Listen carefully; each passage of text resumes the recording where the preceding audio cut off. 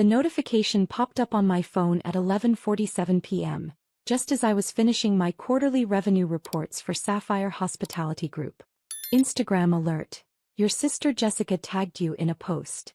I clicked through, expecting another family photo I'd been excluded from, a pattern I'd grown used to over the past 3 years. But this one stung more than usual.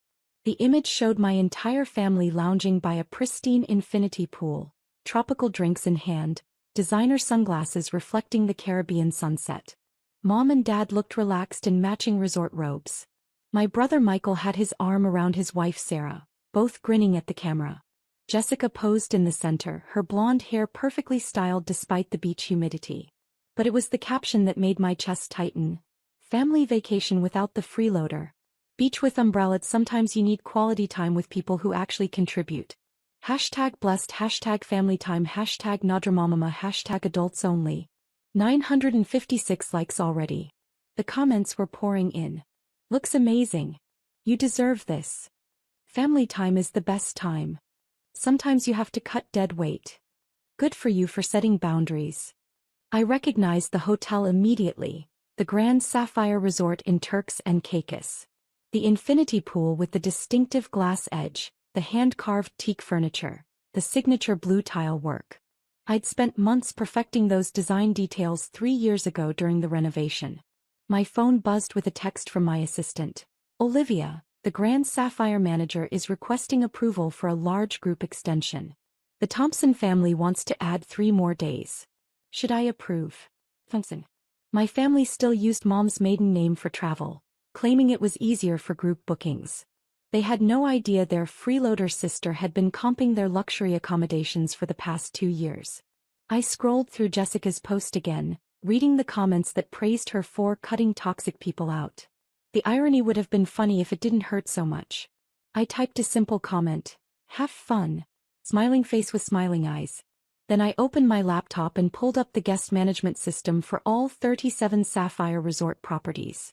The Thompson reservation showed a 7-day stay in 2 adjoining oceanfront suites, with all-inclusive dining, spa services and excursion packages.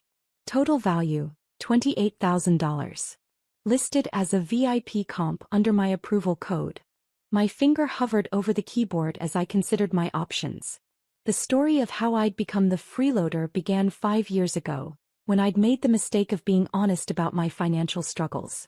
I'd just completed my MBA and was working 16-hour days as a junior analyst at an investment firm, barely making enough to cover my studio apartment and student loans. "At least you're trying," Jessica had said then, in that condescending tone that made everything sound like pity. "Some people are just better at making money than others." The family had rallied around my difficulty, offering advice, making connections, and generally treating me like their charity case. When I'd started investing in small hospitality properties, they'd called it cute and warned me about the risks. Restaurants and hotels are such risky investments, Dad had explained over Sunday dinner. Maybe stick to something more stable like index funds. The failure rate is astronomical, Michael had added. 90% of restaurants close within 5 years. Maybe try something smaller first, Mom had suggested, like a food truck or a bed and breakfast. So I'd stopped telling them about the investments. When the first property turned profitable, I didn't mention it. When I bought the second and third properties, I kept quiet. When Sapphire Hospitality Group went from a side project to a multi-million-dollar enterprise, they remained blissfully unaware. It became easier to let them believe I was still struggling. They were happier thinking they were helping their unsuccessful little sister, and I was happier not defending my business decisions at every family gathering. The first comp vacation had been Mom's 60th birthday. They'd booked a weekend at the Sapphire Resort in Napa, and I'd quietly upgraded them to the presidential suite and covered the bill. When they'd raved about the incredible customer service and unbelievable deal they'd gotten, I just smiled and nodded. It had become a pattern. Family wedding in Maui? I'd ensure they got the best rooms at my resort there. Anniversary celebration in Charleston? The Sapphire Boutique Hotel would mysteriously offer them a loyalty program discount. They thought they were savvy travelers finding amazing deals. I thought I was quietly taking care of family who believed I couldn't take care of myself. But tonight, staring at that caption, "Freeloader," I realized I'd been enabling their narrative instead of correcting it. I pulled out my phone and called Daniel Rodriguez, the general manager at Grand Sapphire Turks and Caicos. Olivia, good evening. I hope I didn't wake you with that extension request. You didn't. Actually, I'm calling about the Thompson reservation. Of course. They're lovely guests. Very complimentary about the service. Should I approve the extension? I looked at Jessica's post again. 1,247 likes now. More comments celebrating their drama-free vacation. Actually, Daniel, there's been a change. I need you to revoke the VIP comp status on that reservation. Revoke it? Should I transfer it to a regular booking? No. Cancel the comp entirely and charge their credit card on file for the full amount, including all the services they've already used. There was a pause. Olivia, that's a significant charge. The 7 days plus all the amenities, spa treatments and dining, we're looking at approximately $28,000. I understand. And they're currently in the presidential suites. If they can't cover the full amount, then follow standard protocol for unpaid balances. Which would be immediate checkout, Daniel. You know the policy. Another pause. Are you certain? This seems like a family matter and I don't want to. Daniel, they've made it clear they don't consider me family. So let's treat this as what it is, a business transaction. Understood. When should I process the charges? I looked at the timestamp on Jessica's post. They'd been celebrating their Freeloader free vacation for 3 hours, basking in social media praise and tropical luxury. Process everything first thing in the morning. When they wake up to their room service breakfast, they should also wake up to a corrected bill. And if they can't pay, then they check out immediately. But Daniel, make sure you mention that their previous stays were comped as a courtesy to the property owner. I want them to understand exactly how their deals worked. The property owner. Olivia, are you sure about this approach? I've never been more sure of anything. After hanging up, I opened my laptop and began drafting an email to the managers of all 37 Sapphire properties. Subject line: Removal of VIP comp status Thompson family.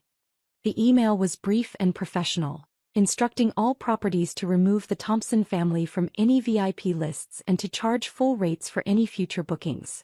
I included their photos and identification details to ensure there would be no confusion. As I typed, my phone kept buzzing with notifications. Jessica's post was going viral within our extended family and friend network. Cousins, college friends, and family acquaintances were all liking and commenting, celebrating her decision to exclude the problematic family member. At 2 a.m. I finally closed my laptop and went to bed. My phone sat silent on the nightstand, but I knew that by morning, everything would change.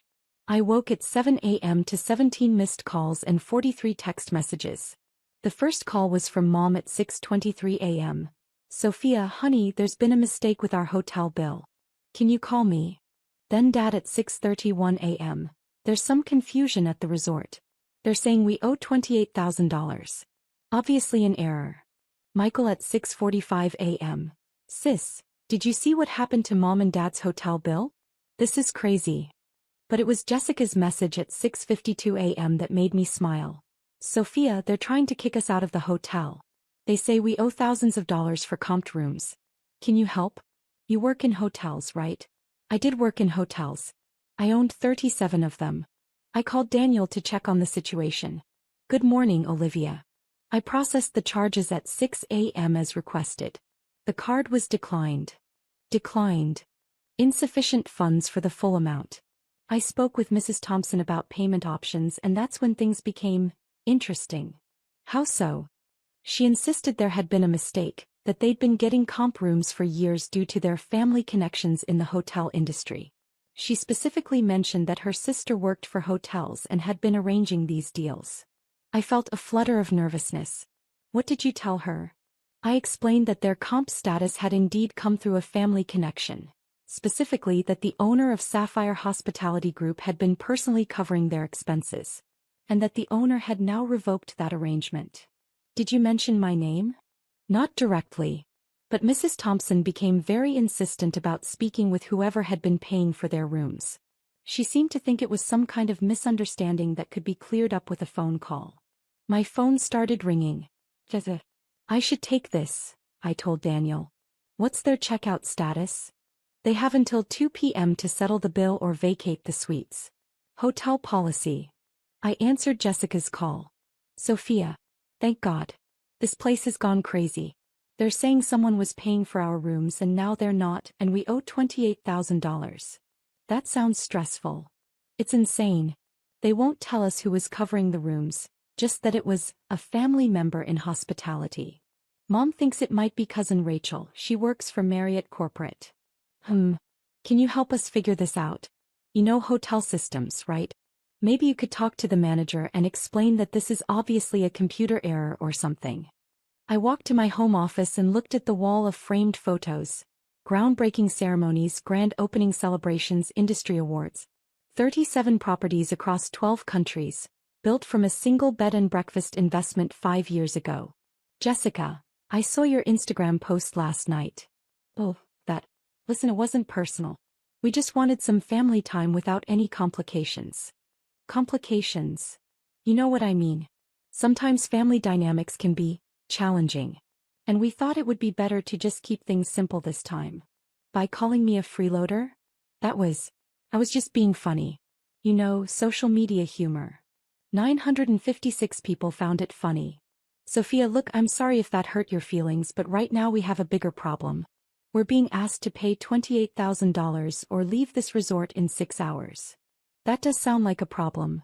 So can you help? Maybe call the manager and explain that we're good customers who've been staying at Sapphire Properties for years.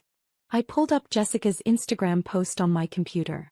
1,891 likes now. The comments section had expanded into a full celebration of cutting toxic family members out of their lives. Actually, Jessica, I can do better than call the manager. Really? You can fix this. I can explain exactly what happened. Oh, thank God. I knew you'd come through for us. I took a deep breath. The person who's been covering your hotel expenses for the past 2 years, all those amazing deals and surprise upgrades, that was me. Silence. What do you mean that was you? I mean, I own Sapphire Hospitality Group. All 37 properties, including the one where you're currently staying. And I've been personally comping your family's accommodations because I thought it was a nice way to quietly take care of people I love. The silence stretched so long I wondered if the call had dropped. Sophia, are you saying you own this resort? This resort, the one in Napa where you celebrated Mom's birthday, the one in Maui where Michael got married, the boutique hotel in Charleston where Mom and Dad had their anniversary. All of them. But you work at that little investment firm. I worked there 5 years ago when I was getting started. Now I run a hotel empire worth approximately $400 million. Another long silence. 400 million? Give or take. The valuations fluctuate with the market. But you never said, you always acted like you were still struggling. Because every time I mentioned business success, the family found ways to diminish it or warn me about risks. It was easier to let you believe what you wanted to believe. So all those hotel deals were me taking care of family who thought I needed to be taken care of. I could hear voices in the background. Mom and Dad asking Jessica what was happening. Sophia, I don't understand. If you're so successful, why didn't you tell us? I looked at her Instagram post again, still glowing with approval for excluding the freeloader. Because I knew this was what you really thought of me. And I was right, wasn't I? We didn't know. You didn't know, so you assumed. And when you assumed, you decided I was a burden worth mocking on social media. It wasn't like that. It was exactly like that. You literally called me a freeloader while staying in a resort I own, eating food I was paying for, enjoying services I was providing. Sophia, please. This is just a misunderstanding. No, Jessica. This is perfect clarity. For the first time, everyone sees the situation exactly as it is. What does that mean? It means you have until 2 p.m. to pay your bill or check out. Same as any other guest. You can't be serious. I'm always serious about business. But we're family. You made it very clear last night that I'm not part of this family. So let's treat this like the business transaction it always was. I could hear her explaining the situation to the others now, voices rising in disbelief and panic. Sophia, wait. Jessica came back on the line. We can't afford $28,000. You know that. I know that now. I didn't know that when I was covering your expenses. So what are we supposed to do? The same thing any guest would do when they can't pay their bill. Which is, check out and find accommodations you can afford. The background voices were getting louder. I could hear Dad saying something about calling lawyers, and Mom crying about the misunderstanding. Sophia, please. Can't we talk about this? We are talking about it. I mean in person. Can't you fly down here and we can work this out as a family? Jessica, I'm not part of this family, remember?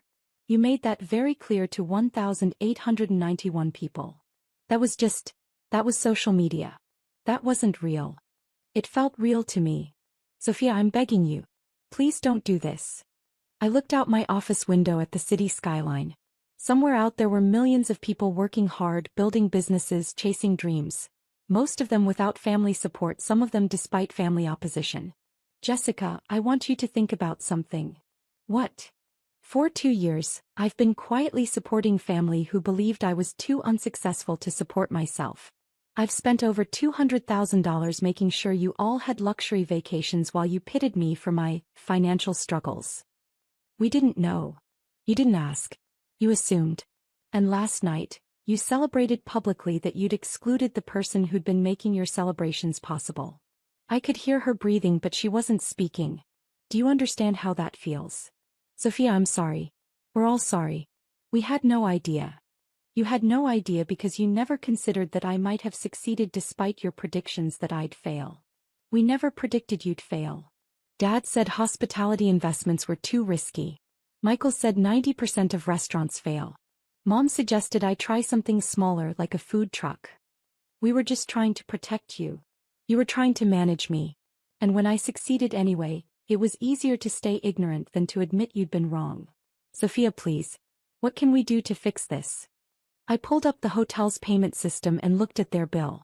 $28,000 for 7 days of luxury they couldn't afford and hadn't appreciated. You can start by posting a correction on Instagram. A correction? Tell your 1,891 followers the truth. That the freeloader you excluded owns the resort chain where you've been staying. That your luxury vacations have been funded by the family member you decided to mock. I can't post that. Why not? It's embarrassing. More embarrassing than calling your sister a freeloader? Another long pause. If I post a correction, will you cover the bill? I felt a familiar disappointment settle in my chest.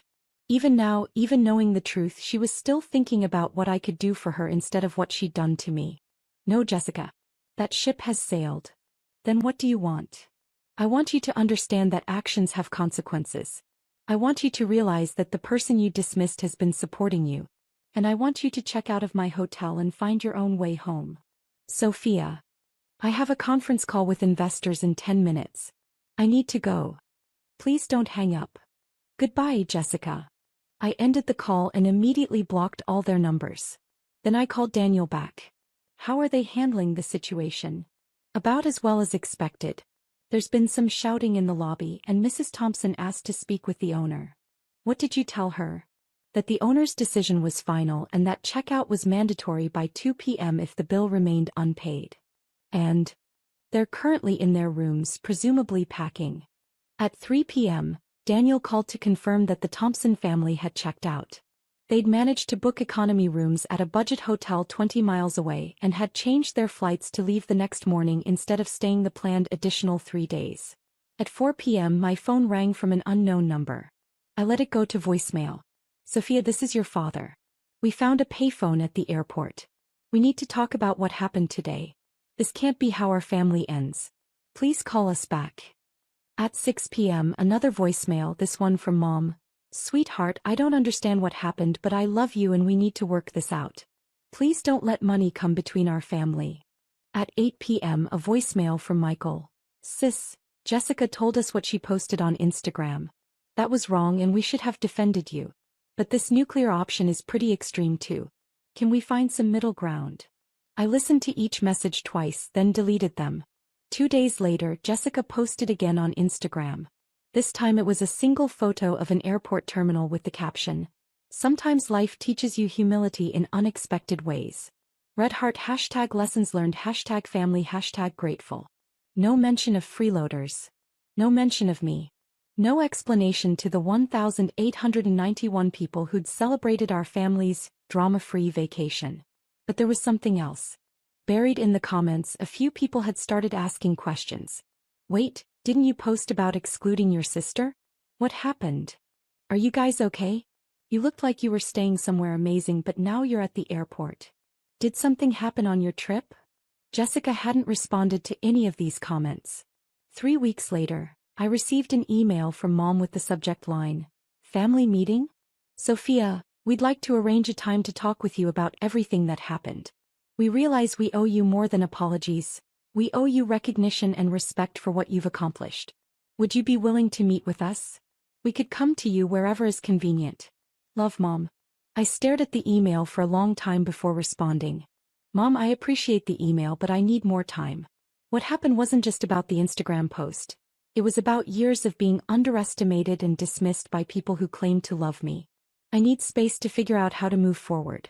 I do love you all, but love isn't enough to rebuild trust. That's going to take time and genuine change. Sophia. She wrote back within an hour. We understand. We'll wait as long as it takes. And Sophia, we're proud of you. We should have said that years ago. I closed my laptop and looked around my office. At the awards, the photos, the evidence of everything I'd built while my family worried I was falling behind. For the first time in years, I felt like I could move forward without carrying the weight of their low expectations. Whether we rebuilt our relationship or not, I was finally free to be exactly who I'd become. Successful, independent, and no longer apologetic about either. Sometimes the best family vacation is the one where you finally stop pretending to be less than you are.